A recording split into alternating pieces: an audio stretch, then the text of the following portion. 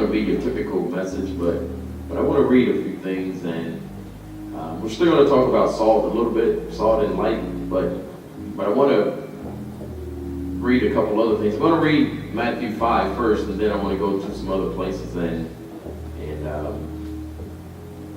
we'll see what the Lord has for us. Amen. If you don't mind, stand for me. And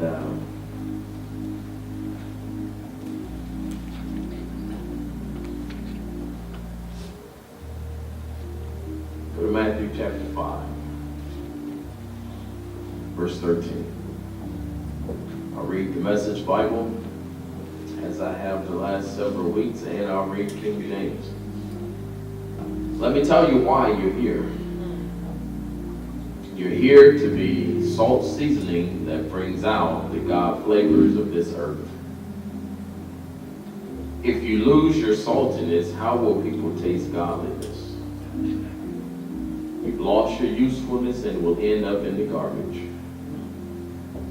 Here's another way to put it. You're here to be light, bringing out the God colors in the world.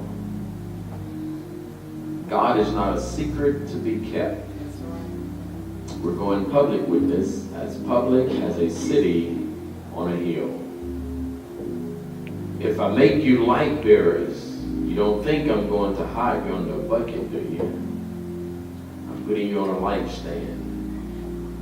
Now that I've put you there on a hilltop, on a light stand, shine. Keep open house. Be generous with your lives. By opening up to others, you'll prompt people to open up with God, this generous Father in heaven. I just saw something here. He says, keep open house. Be generous with your lives. See that? I've read over that a lot of times, but be generous with your lives. See, some folk get afraid when we say be generous because you think folk want your money. That's right. Your money is the least part of you. That's right. Your life is what matters.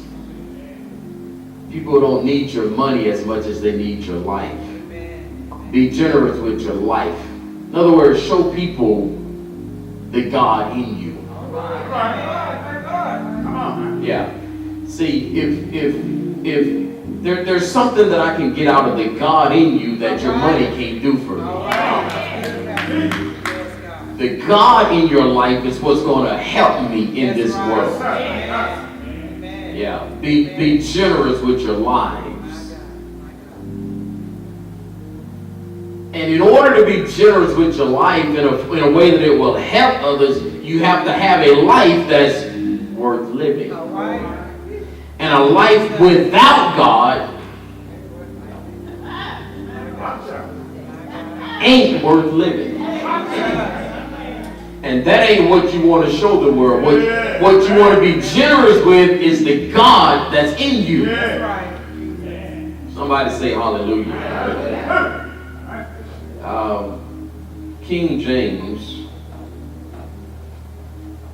same verses. Ye are the salt of the earth. But if the salt have lost his savor, wherewith shall it be salted? It is thenceforth good for nothing. So in other words, if you don't have God in your life, you can't be salt or light, and it's thenceforth good for nothing. Without him, we are, but to be cast out and to be trodden underfoot of men. Ye are the light of the world. A city that is set on an hill cannot be hid.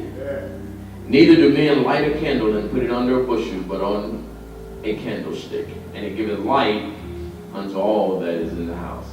Now, remember the part where he says, be generous with your lives. Everybody say that. Be generous, with your lives. Here he says, let your light so shine. Are you letting your light so shine so they can see you? No. Let me answer. No. Are you letting your light so shine so they can see how much money you have? No. Are you letting your light shine so they can see whatever material possessions you have? No. You're letting your light so shine so that men can see your what? The only good works you and I have is the life of Christ inside of us. So we have to let the light of Christ in us shine so that the world can see that. And if they see that, then they can open up to this generous Father. Hallelujah. Let your light so shine before men that they may see your what? Good works and do what? Glorify your Father what? Lord have mercy. You may be seated. I think I've preached already.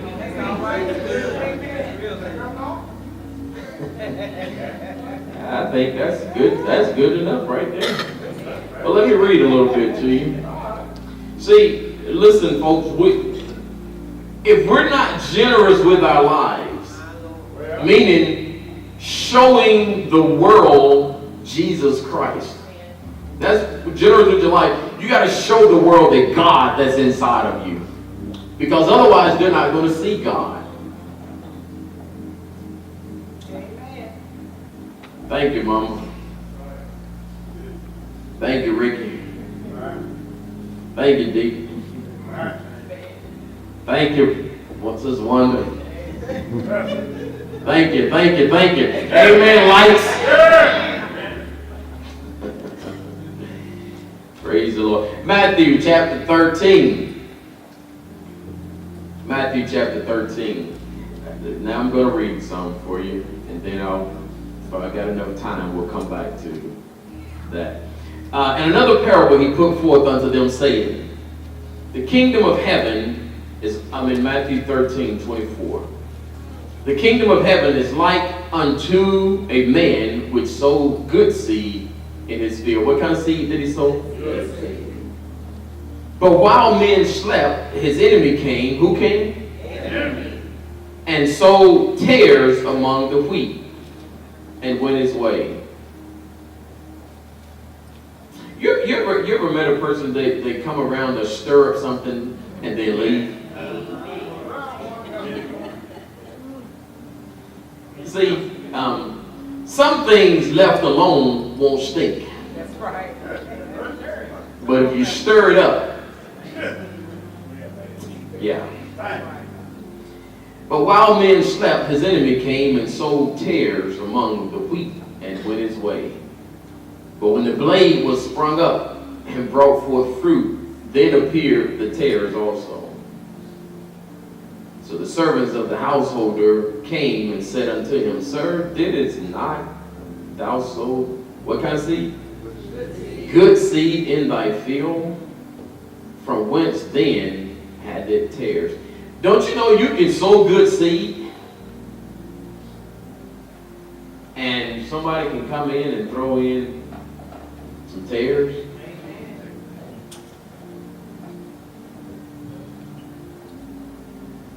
He said unto them, an enemy had done this. The servant said unto him, Wilt thou then that we go and gather them up? But he said, Nay, lest while ye gather up the tares, ye what? You root up also the wheat with them. Sometimes you wonder why you let the bad stay there and grow with the good. Because you know what? In pulling up the bad, you're going to get some of the good too. All right. So listen to what the wisest man on earth ever to walk this earth said. Say it again. Who said Jesus? That's who he is. Everybody say it. Jesus. That's who said this. Listen to what he said. He said, let both do what? Until the harvest. And in the time of harvest, I will say to the reapers, gather ye together first tares. We were talking the other night, was that the first shall be last. See, some folk want to be first. But see, you don't realize what you're doing to yourself when you're jumping up to be first. Because the first is going to be what? He says, let both grow together until the harvest, and in the time of harvest I will say to the reapers, gather ye together first the who? And bring them, and and bind them in bundles to burn them. But gather the wheat into the barn. Now, the biggest point here that I wanted to read this for is so we understand that we live in a world where we must function with evil people and good people. And so don't focus your attention on evil people. Don't work so hard on trying to get rid of evil people. Let them grow together. You just be salt and light. Because what happens with salt is salt influences what is in it. Amen. Everybody say this: salt influences what is in it. So the more salt you are, the more you can influence your environment. So don't worry about the evil in the world. You just be salt. And you just be light. So we must function in a world where there are evil people. Should that make you evil? No. You should season the place where you are and bring out those God flavors and God colors. 31, another parable he put forth unto them, saying, the kingdom of heaven is likened to a grain of mustard seed, which a man took and sowed in his field, which indeed is the least of all seeds, but when it is grown, it is the greatest among herbs, and becometh a tree, so that the birds of the air come and lodge or make nests in the branches thereof. Another parable spake he unto them, listen to this one, the kingdom of heaven is like unto leaven, or yeast. Leaven is yeast. I had a story about this. When I grew up, if mom was cooking a cake in the house, we didn't have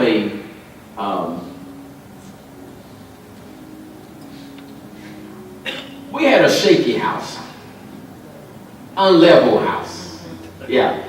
And if you walked around too much in the house, stuff moved.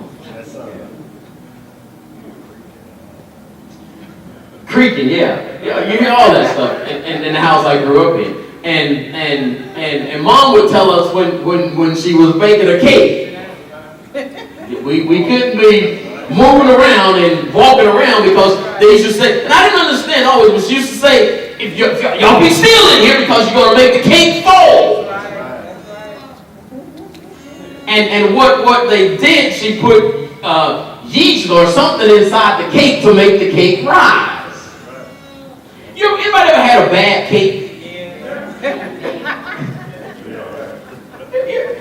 Notice I didn't ask if you ever made a bad cake, because every cake that you make is a good cake, you know. But have you ever had a bad cake? But now think about the bad cake. Now think about a cake or bread without yeast in it. You think that cake was bad? Try it without yeast. It's just a flat cake. It's almost like flatbread. When I was in the church growing up, we didn't have these little wafers and things we eat for communion. The mothers in the church made bread without yeast. That bread was hard and crunchy and flat. And the preacher, they used to, the sisters would come out there and put some gloves on him, and he opened that tray, and boy, you could hear it, he'd break the bread. He's literally crumbling the bread so they could come in, everybody come get their piece. And you hear it all over the church crackling. That's all right for communion, but you don't want to eat that every day, do you?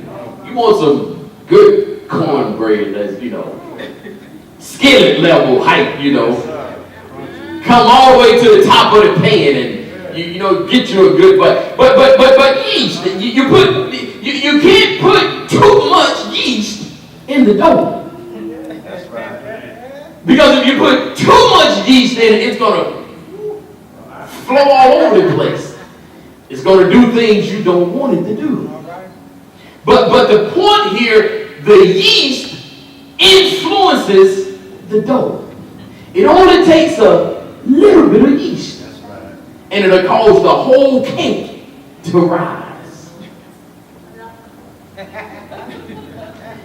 Listen, there's more unsaved folk in this world than there are saved.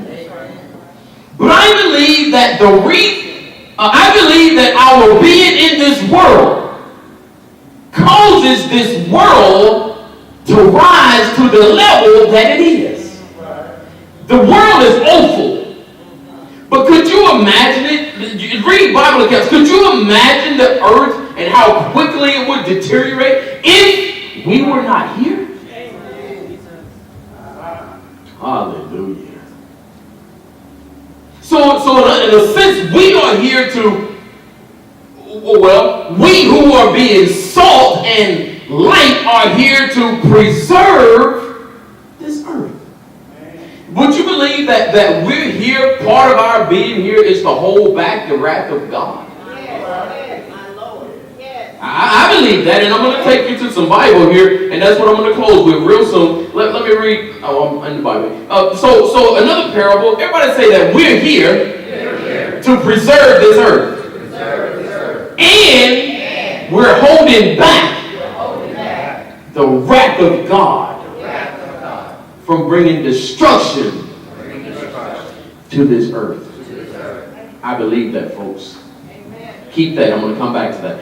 So the kingdom of heaven is like unto leaven, which a woman took and had in 3 measures of meal, till the whole was leavened. Then he says, all these spake Jesus unto the multitude in parables. Everybody say in parables. And without a parable spake he not unto them.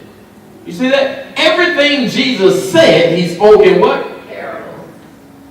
So he needed something in the earth for that they understood in order to teach them something about heaven. Yes, sir. Yes, sir. Now, I'm not going to have time to get to where I'm trying to go, but I want to come back to God is holding, we're withholding the wrath of God in this earth. But he says, verse 35, that it might be fulfilled, which was spoken by the prophet, saying, I will open my mouth and what? And I will utter things which have been kept secret from the foundation of the world.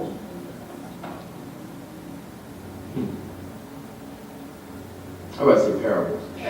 Well, let me just go quickly. Now, a parable. Everybody say parable. Jesus only taught in what? That's what Isaiah 700 years before he got here said he would do, right? So in order to teach in a parable, you need something in the earth to relate to what's going on in heaven. And you need to see something operating in the earth to get an understanding of something that Jesus is going to teach you that's operating in heaven.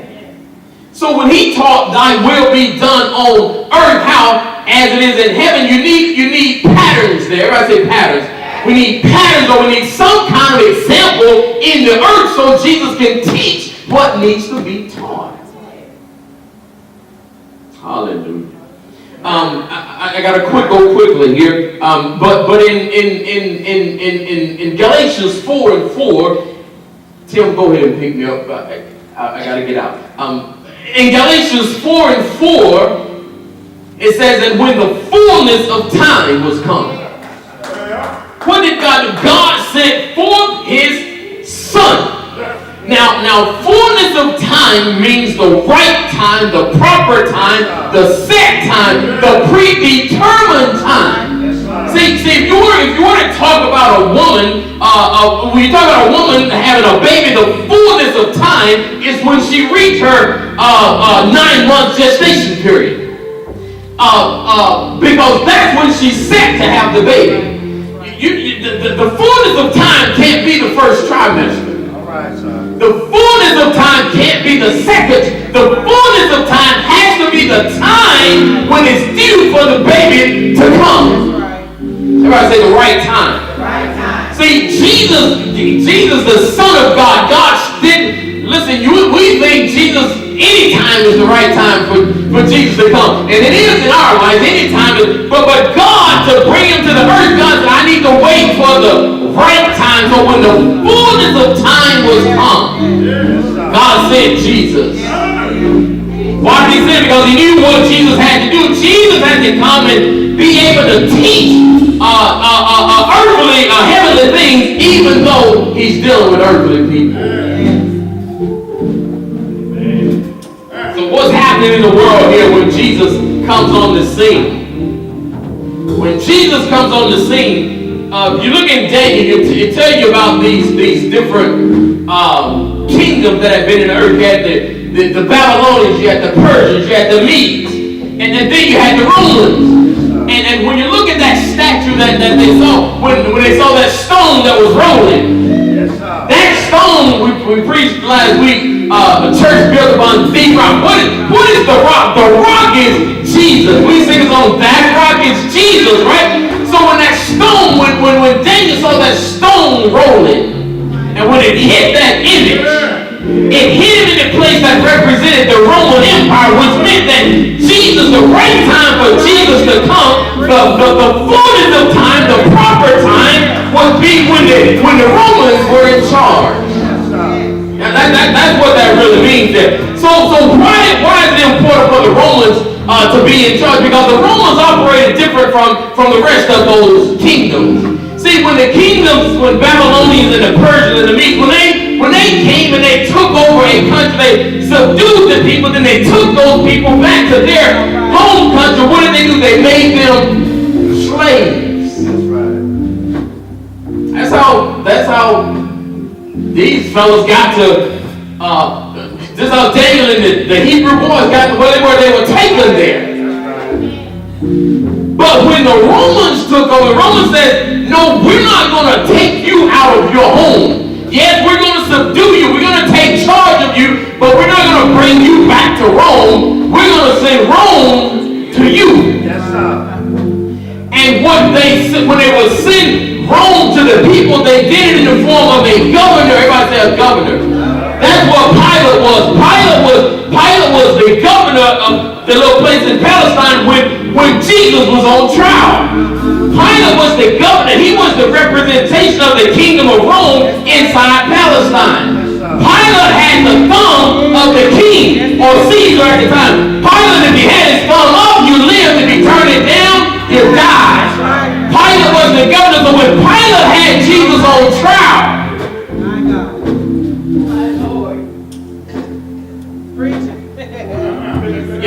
when he had Jesus on trial, he wasn't just representing himself, he was representing Rome.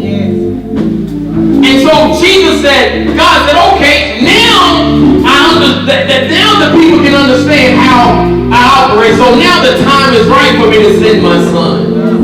I'm sending Jesus into that environment so he can begin to teach how the kingdom operates. Everybody say the kingdom. He's going to teach how the kingdom operates. And the way the kingdom operates, God says, I don't want to come to earth. I don't necessarily need you to come from earth to heaven. I'm sending heaven to the earth. And I'm sending heaven to the earth in order to influence the earth for me. Somebody say hallelujah. And the way he does that, the way he influences the earth is through the Holy Ghost. Everybody say the Holy Ghost.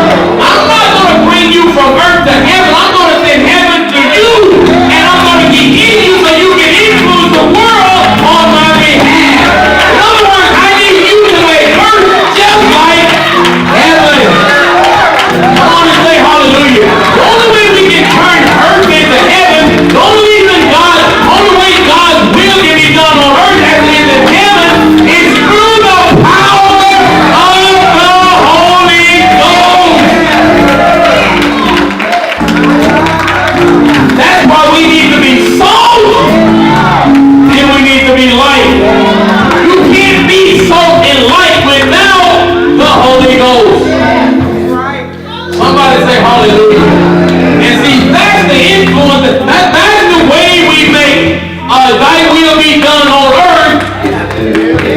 it is in heaven. See that governor, the governor would come and he changed the folks' language. He changed the way they operated. He changed the whole society and turned that society into the place where he was from. In other words, wherever Rome's influence was, there was a governor there. And that governor influenced that territory. Come on and say hallelujah. He influenced the territory. Listen, one of the first things they did, they made your home, your native language, illegal. It was illegal to speak your own language. In other words, that governor had to be in charge of teaching the people a new language. Somebody say hallelujah. Come on, say hallelujah. So even though I'm not in Rome, I don't get to go to Rome to get what I need done. That's right. See, in Rome they had everything that they needed. You didn't have to go back to Rome to get it. You had a piece of Rome already where you are. Hallelujah. Somebody say in heaven. There's no lack. In heaven, there's no sickness. In heaven, there's no disease. In heaven, there is no death. You don't have to go to heaven to get healed. I can get healed right here. Prophet just declares, I am healed. You don't have to go back to heaven to get delivered. You can get delivered right here. It's somebody said, by faith it is so. Hallelujah. Hallelujah. So God placed us here to influence this world. He placed us here to withhold, and the fact that we're here as salt and light, we are withholding the wrath of God from bringing death and destruction to this earth. I'm done. But look in, you go to Genesis chapter 18. In Genesis chapter 18, we find a story there. And God's people were in an evil place. They were in an evil place called Sodom and Gomorrah. And God got sick of their mess. Yeah, God got sick of their mess. Look at what I say, he got sick of their mess. You read the story, all kinds of things were going on in Sodom and Gomorrah. And God said, I'm sick of it. I'm going to destroy this place. But Abraham said, God, I have a few folk in the city that got some salt and light. Will you destroy the good with the evil? Lord have mercy. Abraham said, well, God, what if I can find 50? In the whole city, what if I can just find 50 righteous men? Okay, let's go with 50. Well, he started back. Well, God, what if I'm short 5? Well, if you find 45, well, God, I give you find 45. How about 30? He got all the way down to 10 people.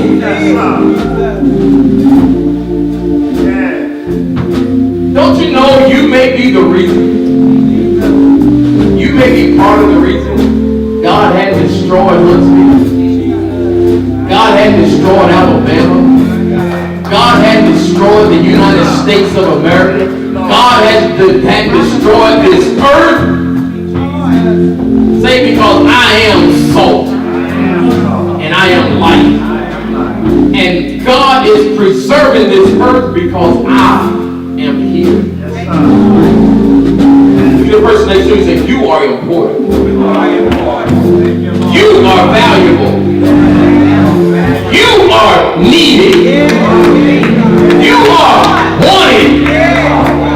You are important, and I'm so glad you're here. Hallelujah. Hallelujah. Hallelujah. Come on, say hallelujah. Come on, hallelujah. Hallelujah. We must be salt and we must be light. If you didn't know how important you are, well, I hope now you do. You mean so much. And God values you in this earth. Did you know that usually in some parts of the world that you're paid, people were paid in salt. Currency was salt. Did y'all know that? History, that's real. Some folk used to get paid with salt. You heard the saying that a person, he's not worth his salt? You ever heard that? That's where it comes from, because people were paid with salt. You know what salt does? Salt is good for the body. One of the reasons salt is good for the body is because salt creates thirst. You know you can live without food. You can go long, good amount of time without food, but you can't go very long without water.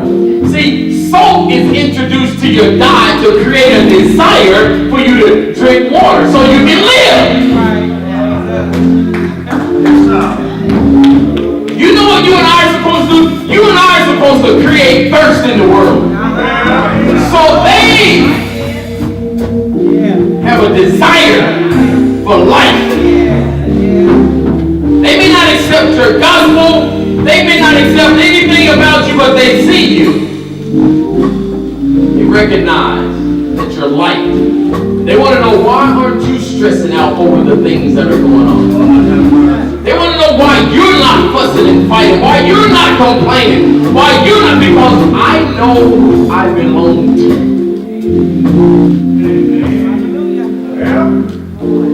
Let's stand. Look at the person next to you, just say, be salt, and be light.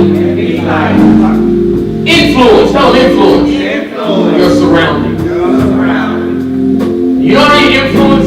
You influence it by being generous with your life. Be generous with your life. Just be you. The same you. The same you. Therefore, if any man be in Christ, he is old things are. And show the world the new you, and they'll become thirsty for life.